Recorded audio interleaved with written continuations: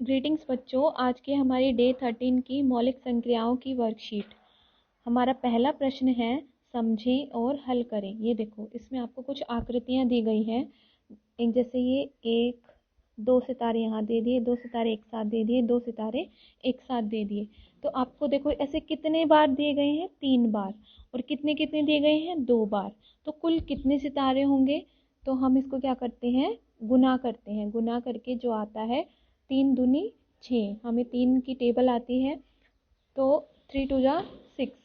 तो अब हम इनको काउंट करके देखो, 1 2 3 4 5 6। अगर कोई भी चीज़ रिपीटिंग पैटर्न में दे रखी है, दोहरा कर दे रखी है, तो हम कैसे करते हैं, गुना का हम वहाँ पर इस्तेमाल करते हैं। अगर कोई भी सेम चीज़ बार बार रिपीट होती है तो हम उसको गुना करके कुल कितनी आती है वो हम जान सकते हैं।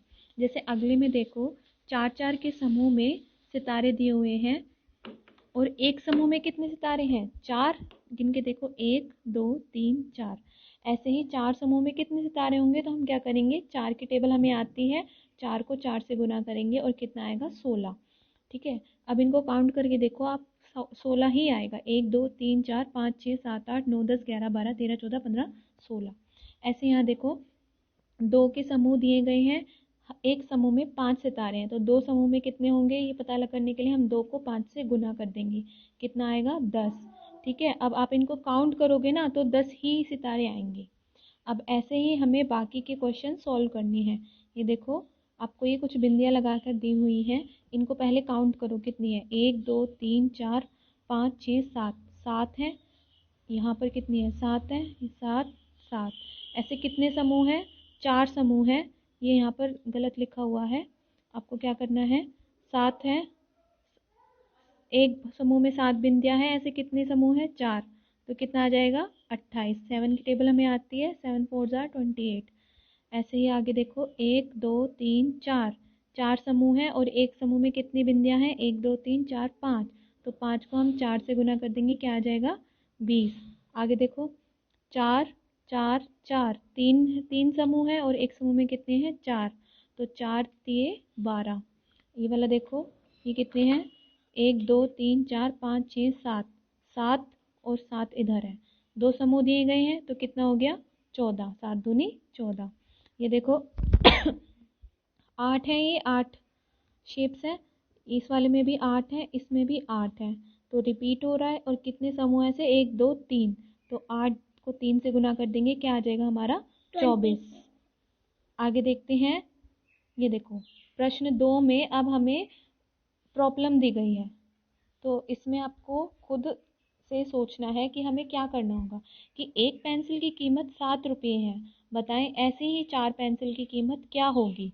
देखो बच्चों, जब भी हमें एक के बारे में नॉलेज होती है ना, तो हम ज़्यादा के बारे में आसानी से निकाल सकते हैं, कैसे, गुना करके। ठीक है, अगर हमें एक पेंसिल की कीमत 7 रुपये दी हुई है, तो 4 पेंसिल की कीमत हम कैसे निकालेंगे, 7 से गुना करके। 7 चौक 28, यहाँ पर क्या आएगा, 28 रुपये। ठीक है, आगे देखो, एक टोकरी में, ये 21 नहीं आएगा, यहाँ पर 28 आएगा। एक टोकरी में 9 आम है, बताएं ऐसी 5 टोकरियों में कुल कितने आम होंगे। तो वही हमें एक टोकरी की बारे में पता है कि इसमें 9 आम है, ऐसे ही 5 टोकरियां और हैं। यानी जैसे हम वहाँ पर हो रहा था कि एक समूह में की पता होती है संख्या, तो बाकी के समूह के हम गुना करके निकाल लेते हैं। तो ऐसे ही हमें एक टोकरी में आमों की संख्या पता है कितनी है, 9 है। 5 में कितनी हो जाएगी, हम 9 को 5 से गुना कर देंगे, क्या आएगा हमारा, 45। आगे है, एक बेंच पर यदि 2 बच्चे बैठते हैं, तो बताएं ऐसे ही एक बेंच पर 2 बच्चे बैठते हैं, बताओ ऐसे ही 9 बेंच पर कितने बच्चे बैठेंगे। तो आपको क्या करना है, एक बेंच के बारे में हमारे पास इंफॉर्मेशन है, 9 के बारे में पता लगाने के लिए हम क्या कर देंगे, 9 से उसको गुना कर देंगे। एक बेंच पर बैठे हुए बच्चों की संख्या 2, तो 9 बेंच पर बच्चों की संख्या कितनी हो जाएगी, 2 को 9 से गुना कर देंगे, तो 2 9 ज़ार 18, यानी 18 बच्चे होंगे कुल उस क्लास में, अगर 9 बेंच हैं वहाँ पर। तो आशा करती हूँ आपको ये 4 प्रश्न समझ में आए होंगे और आप पहाड़े भी या टेबल्स भी याद करेंगे। Thank you.